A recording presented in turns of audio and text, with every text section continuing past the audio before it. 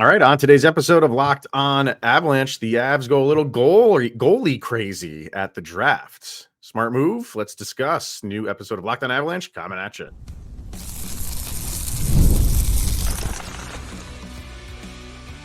You're Locked On Avalanche, your daily podcast on the Colorado Avalanche. Part of the Locked On Podcast Network. Your team every day. All right, everybody, welcome to Locked On Burgundy Overload. Thank you for tuning in and making this your first listen of the day. Always appreciate it. I'm your host, Chris Maselli. With me, as always, Mr. Shaggy Von Doom, Kyle Sullivan. Thank you for tuning in and making your first listen of the day, like I've already said. All right, follow us on our social media outlets, LOP_Avalanche on Twitter X, Locked On Avalanche on Instagram and Threads. Questions, comments, concerns, and opinions, LockedOnAvalanche@gmail.com, and follow us on our YouTube channel. Hit subscribe, get notified when a new show goes live. And make sure you subscribe to our subtext as well. Link to that's in the show notes below. And when you do, you chat with Kyle and I one-on-one. We get your opinion, everything Avalanche related, which we share on this very podcast, like we will do in a little bit when we go over the season grade for Mikko Rantanen, making our way through the roster. We're to the, I think we only have like two guys left. I know Taves and there's somebody else that I'm forgetting, but I think there's only two guys left, and I think we'll do Bednar and Chris McFarland as well. So we'll do those to wrap that up. All right, we'll get to free agency in a little bit, but because that's starting. If you're listening to this, it's come out today, if that's Monday when you're listening to this. But first, we're going to start with the draft, and obviously that is come and gone over the weekend. I love it. I always look forward to it. I thought this year at Sphere, which I hate. I don't like. I always want to say the Sphere, but you can't say that. It's got to be at Sphere. It's almost like prom. Do you say like you're going to the prom or you're going to prom? I always say the prom, and apparently that's wrong. As a deadhead, they refer to it as the Sphere, so it is the Sphere. The Sphere. That just sounds more natural than just say, "Oh, we're going to Sphere." No, I just don't like that.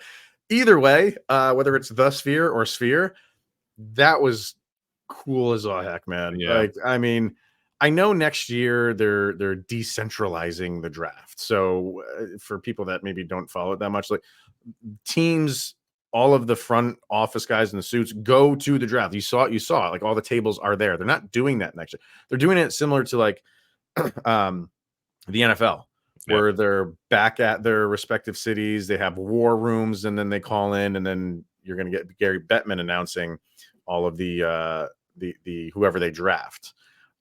Which whatever, it is a little bit cool how the NHL does it because no other league really kind of does it that way. So it's a little bit different, but whatever. I'm not getting all that bent out of shape over it, but I would love to have it at the Sphere, every single year, because is just that it was just over the top awesome, if you ask me. Yeah, that drone footage that they had coming in from like the walkway to look at everything, just magnifique. It was aces. They killed it. So who knows where they're going to do it next year, but it will have a little bit of a different feel. You're not going to have the players walking down. Well, you have players there, but they won't be meeting their coach and the GM and the owner, if the owner was there, right then and there. But whatever. We move on from that. Where we will also go right now is what the Avalanche did. And they had pick 24. We talked about a lot of some of the guys that maybe were in that realm for them. And a couple of those guys went early. Jet Luchenko went very early. The guy that we picked officially for the mock draft, Sasha Beauvoir, he went early. I'm not saying those were the two guys the Avalanche were targeting. Maybe they had other guys on their list. And I heard that that did go earlier than when they picked. So maybe they said, hey, the guys that they're targeting are not there. Let's trade out. And that's what they did. And I think it was a smart move to do that because you didn't have a second or third this year. You don't have a first, second, or third next year. So you needed to somehow, some way get some picks and some prospects under your belt, and not just later round ones, because we know that's such a crapshoot in the later round ones. So they needed to get something early if they could, and they made a deal with Utah They get a early second-round pick, a third-round pick, and next year's second-round pick, which was originally the Rangers. So that very well could be a late second-round pick next year. But you didn't have one. You don't have a first-rounder, so at least you have a second-round next year. Just talk about that. Talk about the move, and if you thought that was good dealing by the Avs, considering the state that they're in with their draft picks.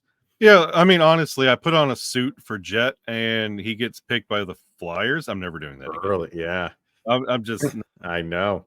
I will never put on a suit on this show again. But when you saw the teams above the Avalanche starting, there was reaches. There was some major reaches, like Anaheim. There was some moves. And when the Avs saw all this happening, like, let's be real. None of these picks that you're going to be getting at that 24 spot could fix the team now, could contribute to the team now. So start preparing for the future. You know, this year is going to be difficult. Make it softer on yourself going forward. And that's what the Avalanche did. They started making smart moves. They got out of that 24th position, and they really started preparing for the future. And everything they picked going forward is future problems. And you could see, you could see how things are playing out. And I respect it. I love it. And you walk away with a much fuller draft resume, and you feel a little bit better about the future. You got 9 guys that you picked. Yeah. nine prospects that you have. And we're an Avalanche team that it's not a bad prospect pool that they currently have. But it's improving. And I think they just felt like we need to stockpile players and just hope that some of them work out. And if they don't, they'll just help us at the lower levels. But they went goalie early and often. I joked about this on Twitter. Like, I spent weeks just looking at, and we talked about a bunch of them here. We had Hattie on, and we talked about a bunch of them on the crossover episode. We did our, draft chiller episode. Like, we talked about a lot of prospects, all of them forwards or defensemen. You know how many goalies I looked into? The same amount of Stanley Cups that the Minnesota Wild have. Hey. 0. It's just not like my forte. Like, and I was really close to asking Hattie on our crossover, and now I look back and I kick myself. Who, just throw it out there? Who's your top goalie? And see what he would have said. I don't know what his answer would have been, but it seems like the guy that they went with, in Ilya Nabokov, is high on a lot of people's lists. So they went their first 4 picks. They took 3 goalies. Let me see here. No, I'm lying. Their first 5 picks. They went goalie, and then 2 centers, and then 2 goalies. So there you go. But that's one thing. They took 2 goalies back to back real quickly. Pick 132. They took Luca Cloutier, I think is how you say his last name. And then in 137, 5 picks later, they took another one in Ivan Yunin. He's in the MHL. Cloutier is in the USHL. We'll get to them in a second. But the Nabokov one is their interesting one, because that's a lot of people are high on him. He plays in the KHL right now. He has 1 more year left on that contract with them. And a lot of people are saying that once that's done and he comes over, he is NHL ready. I don't know if I can go that far with a goalie. And I don't know if I can go that far with the Avalanche, because, you're reading a lot of like, well, the Avs will do what they have to do with their goalie situation this year. And then when his contract is up and they move on, or if they do move on from him and they bring in, I'm blanking on his last name already. How do you say his name? Nabokov. Yeah. I'll get the hang of that. Are you really going to bring in him to be your guy to lead a team that has Stanley Cup aspirations year in and year out, if you move on from Georgiev that fast? Well, see, like we've talked about on the show, we view the draft differently, and a lot of the picks the Avalanche made, the way I see the draft is, yes, you'll probably have maybe 20% of what the Avalanche are walking away. 20% of these players will wear an Avalanche jersey, and you will see them in a Avalanche game. The rest of them are these pieces that go in these trades that you're like, who is that? He's in the system, and you go look him up. Like, I feel like this Nabokov goalie, with whatever happens with Eustace, because that's still out there. He's still like, we have Georgiev. We'll see how that goes. Then you have Eustace as well, and possibly a 1B. And if that doesn't go well, that could be part of a package. Eustace. Or you have Nabokov. What are you going to do here? Is this part of a package? You're drafting not just players to help the team, but pieces to package to other teams, because goalie, it's a hot thing. And it's a highly touted player with a lot of potential, which could help sway an easy trade that the Avalanche are needing to make. You can gamble the future a little bit with these picks to help the team currently right now, if you are that confident in Georgiev and Eustace going forward. I think if nothing else, I think it pushes Eustace more than it pushes Georgiev. Georgiev's he's I want to say he's confident, and he is this team's goalie unless they make some sort of deal during the offseason. But if they don't, going into next year, he is their goalie, and he's confident doing that.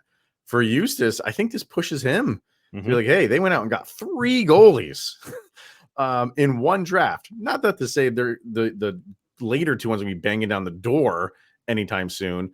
But this Nabokov guy could be sooner rather than later, which is kind of rare for goalie. Most time goalies take longer than your position players to make the cut and make it up into this level. But you're just hearing nothing but glowing things about this guy, that, hey, he could be knocking on the Avalanche door as soon as next year. And for the Kovalenko of the goalie position. Yeah, exactly. That's exactly right. And for Annunen, he might be looking at it like, okay, look at it as a good thing. I'm going into this year as the backup. Got to prove that. I have to prove that that's what I am. And then we're all talking about the Nabokov being the guy to maybe input where Georgiev is, but he's saying like, no, I want to be that guy for next year. Let's have a goalie competition, and if he's my competition, let's do it. Let's go. So I don't think it's a bad move, because there were guys there. Yeah, if you wanted some position players, you had the 38th pick, very early pick in the second round. There was talent to be had, and it's not a reach to go for a goal if you really need one, but you take them when you need them, because teams do this in the second round of snatching up goalies. I think when one went like 2 picks later, if I'm not 2 or 3 picks later, I can't remember who the team was, but teams will do that. The first round, you don't really see it much anymore. After that, teams start picking them up, even though they're ranked in the hundreds. So. And with everything the Avalanche went through with the goalies this year, I mean, it helps to have, like, do you remember the hype when Newhook was drafted and he was sitting in the league, and it was just wait till he joins the team, just wait till Newhook comes up? You have that with now Nabokov, and whatever goes on with the goalie, you have that little bit of peace of mind with just wait till Nabokov makes his debut. We're going to be okay. It gives you a little bit of hope, where last year it's either Eustace or Georgiev, and that's it. And this gives you a little bit of reassurance for the future. Yeah. We'll just go through the guys who they drafted. We won't spend a ton of time on them. But like I said, they got 9 guys. So who are they? What are their names? What's their positions? We'll do that. And then as well as we'll get into a little bit of free agency, because that's starting at noon Eastern time on Monday. So let's do all of that coming up next. All right, let's hear from FanDuel. We love sports. We love them so much that we don't want them to stop. But as the playoffs are all over with in the NBA and the NHL, we get fewer games, and the sports aren't sportsing like we want them to. But FanDuel lets us keep the sports going whenever we want. All we have to do is open up the app and dream up bets any time that we're in the mood. And this summer, FanDuel is hooking up all customers. That's capitals, all customers, with the boost or a bonus daily. That's right. There's something for everyone every day, all summer long. So head over to FanDuel.com/lockedon and start making the most out of your summer. That's FanDuel, the official sports betting partner of Major League Baseball. All right, there is a development camp going on for the Avs. We'll get to that tomorrow. There's a bunch of guys on there, interesting names. We're just kind of talking a lot about the draft today, so we're not going to be able to squeeze that in. We'll do that tomorrow. For the Avs, and getting back to this draft, some of the guys that they brought in, like we said, 9 players. Nabokov was their first pick, second round, but first pick. Like I said, 6'1", 100, he's touching 180 pounds. So it didn't really seem like there was concern about his size, but they seems like people really fell in love with his quickness. According to NHL, or excuse me, The Athletic, their NHL page, his skating is NHL average, while his hockey sense is above average. So that's good.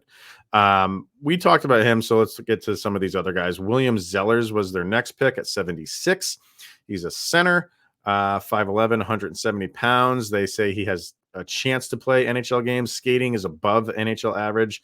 His puck skills is average. Hockey sense is average, and his compete level is NHL average as well.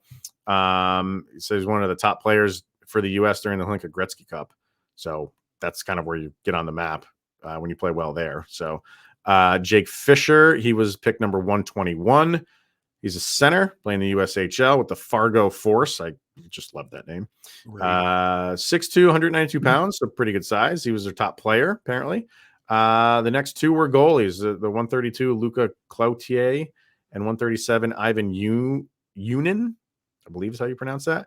They had no analysis on either one of those goalies. So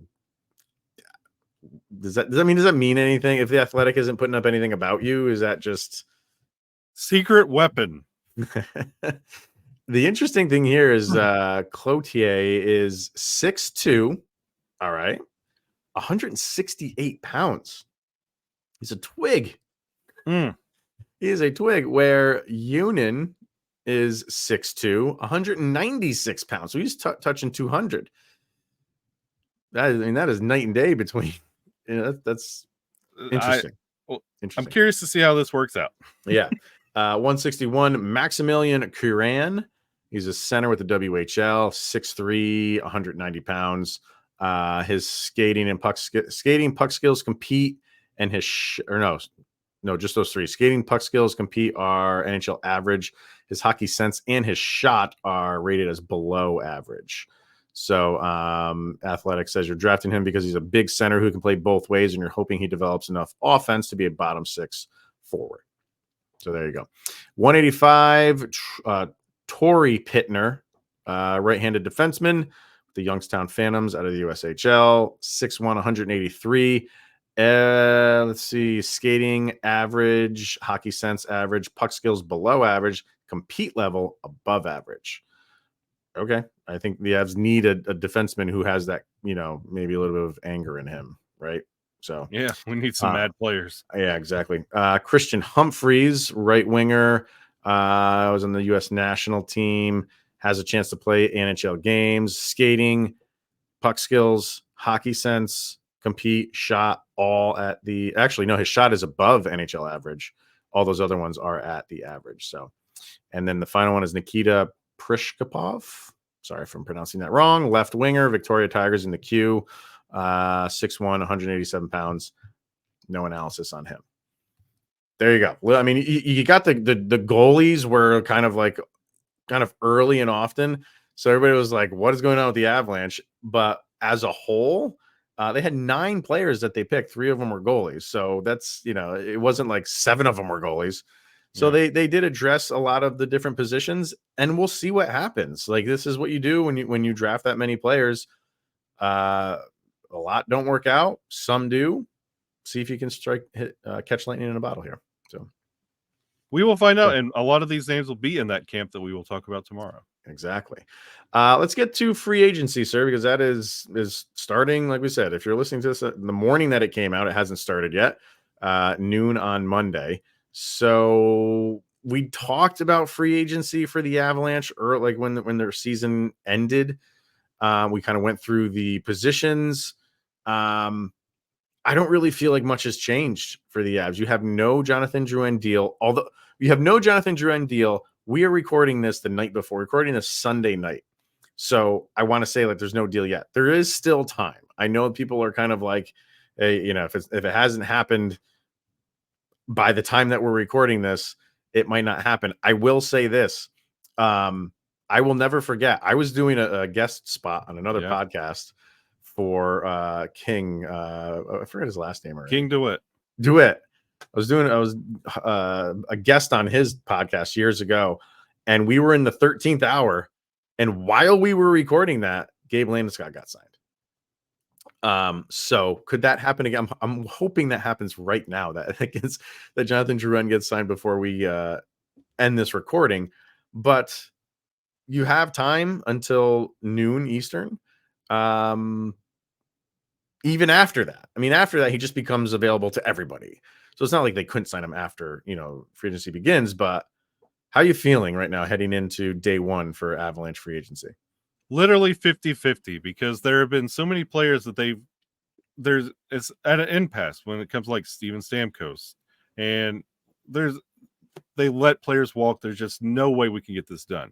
And then there are the announcements of we're just not extending an offer. We're going to let you walk. Those announcements are already coming out. Various teams. It's quiet in Avalanche camp, which means there isn't a decision either way. So I feel like we might have one of those. Like as soon as we finish up and we say goodbye, we're going to get a Jonathan Drouin announcement. I have that feeling in my bones. But you also have to just wait and see, because again, there's not a lot of money to play around with, and a lot of players they have to put together to make this team. And when it comes to Drouin, there's a lot of question marks. Like, are you going to get last year's Drouin, or is it going to go? Because if you look, those 50-plus point seasons are few and far between. But those weren't on Avalanche teams, right? And they're banking on him finding his home here. But they also, I don't want to say they don't want to overpay. They can't overpay. No, they just don't have the money to overpay. And to give him a number that he's comfortable with that keeps him here. They just can't do that. And I don't know if they, you know, it is an odd situation, but you are right in that, you know, you had one good season with the Avalanche, and we would all hope that that continues and you found like a good spot. But that is no guarantee. I mean, you've had good seasons in the past and, you know, didn't really follow it up either. So what was the problem there? So it's a weird. I'd really just love to know what the numbers are between the two camps right now and how far apart they are.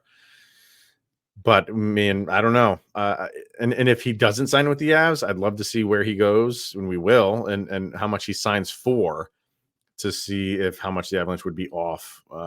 Just guessing at that point, because we'll never know if that's what happens. But I don't know, man. It's there's a lot of stuff going on around the league right now. A lot of moves happening, people moving, players, picks, everything. Yeah, the Lightning just seem they're active like every 2 seconds. Stamkos, they just don't seem to want, and then they go and get Gunsel.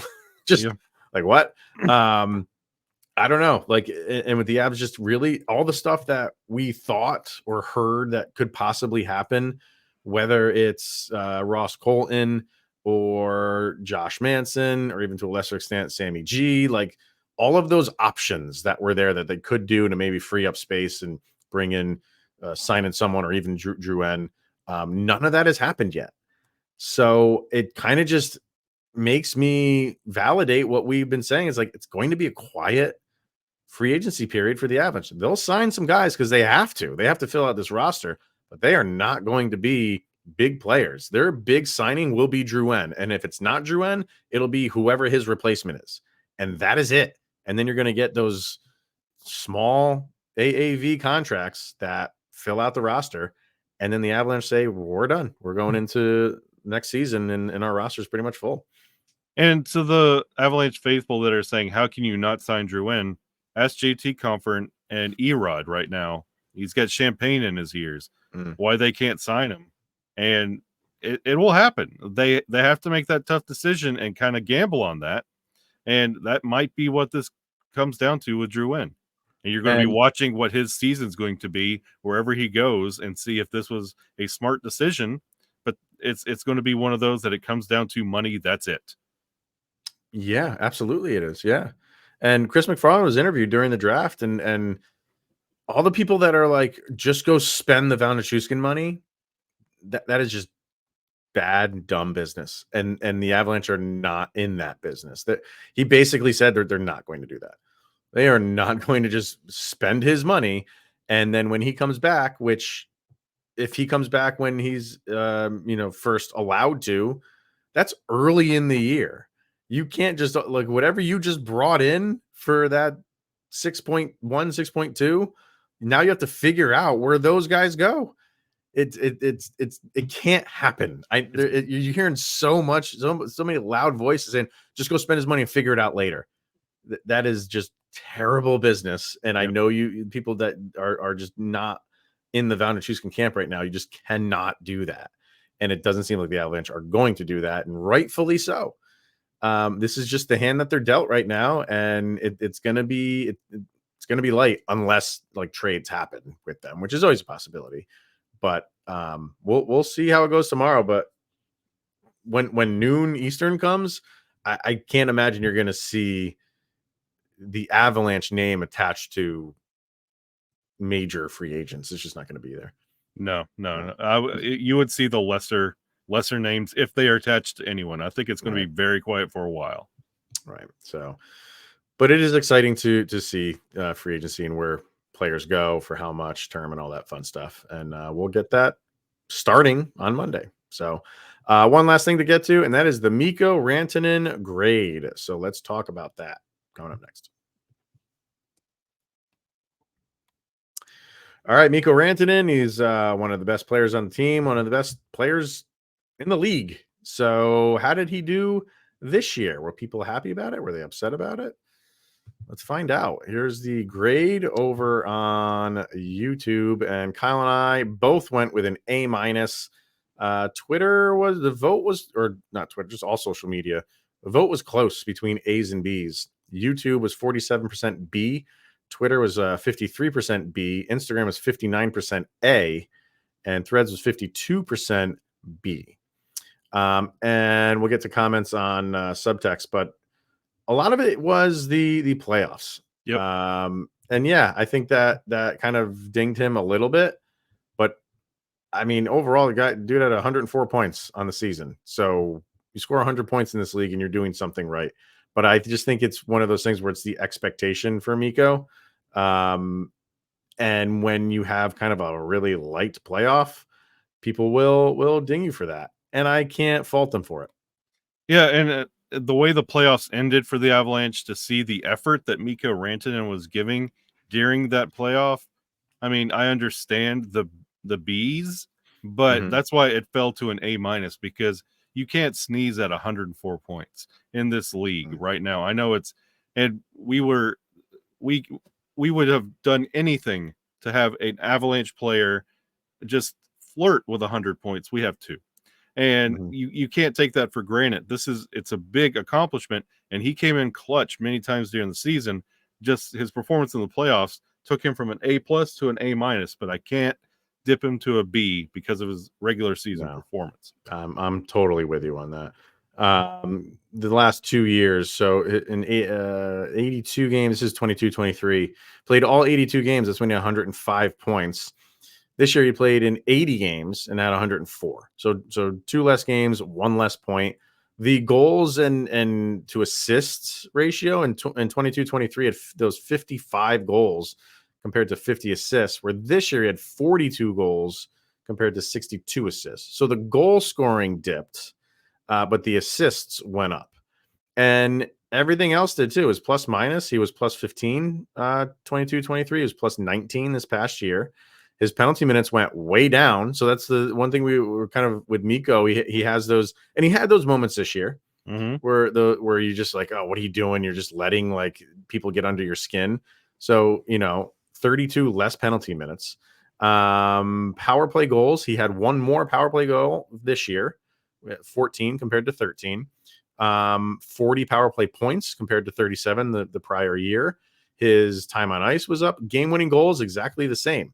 He had 9 game-winning goals, although in 22-23 he had 3 overtime game-winning goals. So, or overtime goals, I should say. He had no overtime goals this year.